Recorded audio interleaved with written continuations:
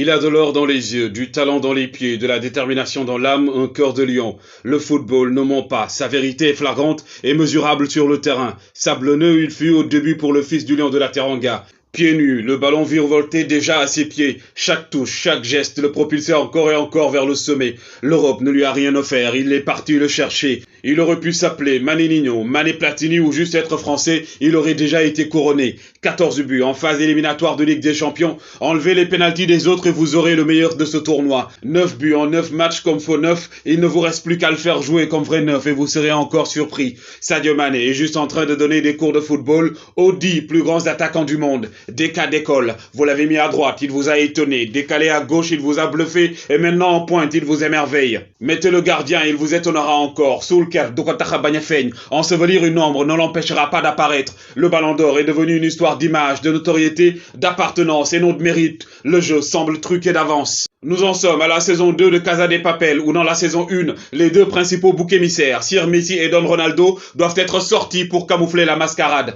Forcément, un Français doit être ballon d'or. Mbappé a été sorti par le second couteau, qui, avouons-le, est au sommet de sa forme. Mais pas assez pour le couronner avant l'heure. Comme au football, on a vu des Fergie Time et pourquoi pas du Mané Time. Le prétexte des performances individuelles sur une saison et qui paradoxalement semble se limiter au nombre de buts, élimine de facto les génies du ballon et favorise les attaquants de pointe. Modric, De Bruyne, Bernardo Silva, Sadio Mané, Salah, Mahrez, Vinicius, Neuer, Mendy, Courtois, Alisson et j'en passe sont tous lésés. Mais le plan prend d'autres tournures. L'acteur principal se fait talonner, voire même dépasser par des outsiders de Liverpool et de City, et dont les pieds parlent tout aussi bien arabe, anglais que français. Donc, devenir champion d'Afrique ne pèse pas sur la balance. Il vaut moins qu'un cirque, qu'une Ligue des Nations de prestige. Meilleur joueur de la CAN, vous dites encore que c'est petit. Deuxième meilleur buteur en phase éliminatoire, et sans penalty, c'est toujours banal. Mais, pour une simple panenka, vous voulez donner le ballon d'or. Or, le Sénégalais a des pieds en or, toujours prêt à détonner. Ses yeux brillent et scintillent de détermination et de talent. Il a dompté à 2 reprises le pharaon, gagné le respect de Zidane, de Guardiola et de Klopp,